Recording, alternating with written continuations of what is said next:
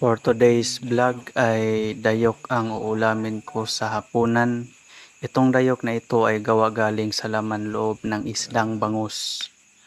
Lagyan lang natin to ng suka para lalo siyang sumarap. Suka lang sapat na to para sumarap yung dayok. Pero mas masarap to pag may sili. Hindi ako mahilig sa mahanghang, kaya di ko na ito lalagyan pa ng sili.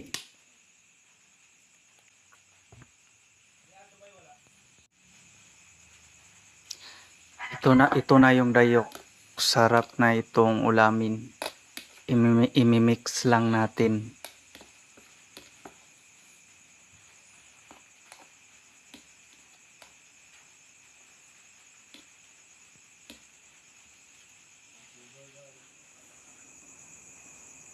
Kain na tayo ng dayok, guys. Comment nga kayo, guys, kung ano tawag sa dayok sa Tagalog. Di ko kasi alam kung anong tawag nito sa Tagalog. Basta gawa or galing ito sa laman loob ng isdang bangus. Pero yung ibang dayok ay galing sa laman loob ng isdang tulingan, tuna, at marami pang iba. Masarap po itong ulamin. Mapaparami ka talaga ng kanin nito pag ito yung ulam mo. Pero dahan-dahan lang po tayo sa pagkain kasi baka matigok tayo ng maaga. Kaya dapat may disiplina tayo sa pagkain para kahit papaano ay ma-enjoy pa natin yung life natin dito sa mundo. Kahit hindi naman tayo mayaman, at least na enjoy natin yung life na binigay ng Panginoon. Ang pagiging masaya ay hindi naman basihan kung ano yung meron at wala sa atin ng mga bagay-bagay. Ang talagang makapagpapasaya sa tao ay kapag ikaw ay may Panginoon sa iyong buhay. Kasi sa Panginoon lang natin mahahanap ang totoo at walang hanggang kasiyahan. Yung enjoyment natin sa mga material ay temporary lamang. Kaya po ang pagiging masaya ay hindi nakabase sa mga bagay na meron tayo o wala.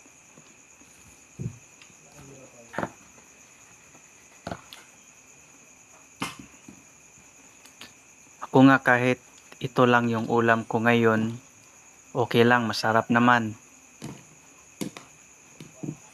At na-enjoy ko naman yung pagkain ko.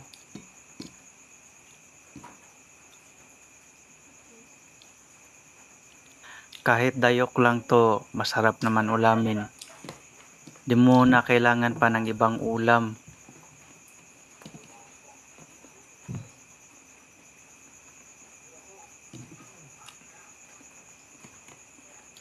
Try kayo maghanap ng dayok dyan. Sa palengke ninyo baka mayroong nagtitinda. Para matikman nyo kung ano talaga ang lasa nito. Pwede naman itong adobuhin.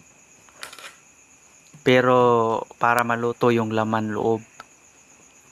Kasi pag suka lang nilagay parang nagkikilaw ka lang.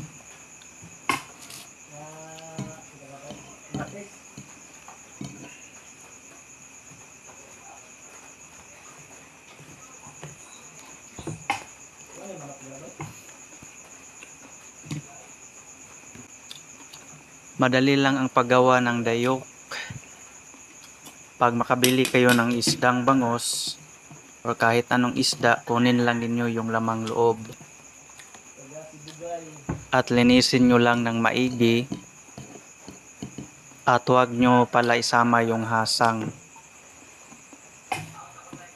Then pagkatapos nyong linisan, lagyan nyo lang ng asin.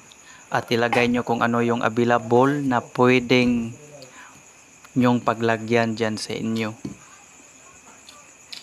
Pagkatapos ay i-stack nyo lang hanggang 2 linggo. At pwede nyo na po yung kainin katapos ng 2 linggo.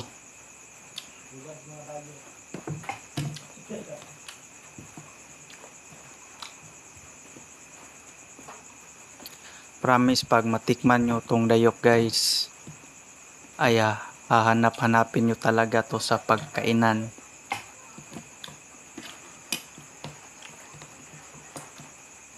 Dito sa amin sa probinsya, mura lang to. Marami kang mapagbilhan.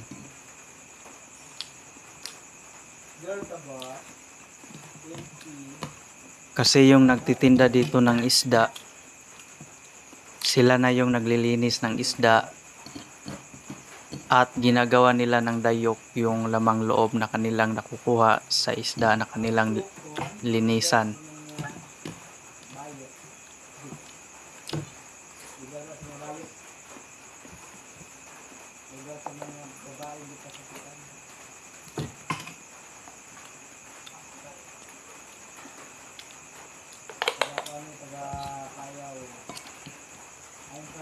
Pag makaulam kayo nito, talagang mapaparami kayo ng kanin. Kasi masarap talaga. Kasi iba yung lasa nito.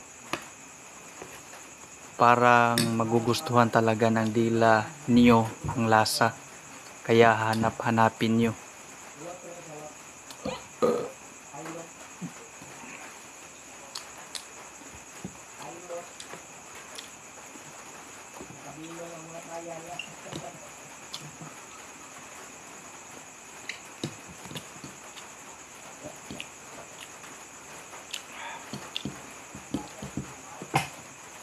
Maraming salamat po pala guys sa lahat ng nanonood na nitong video ko.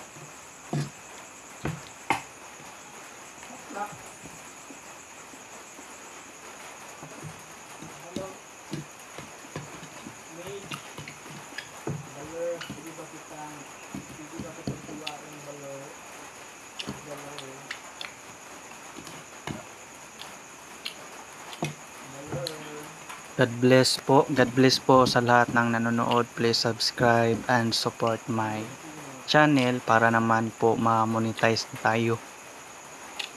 Ingat po sa lahat. Bye. I love you all.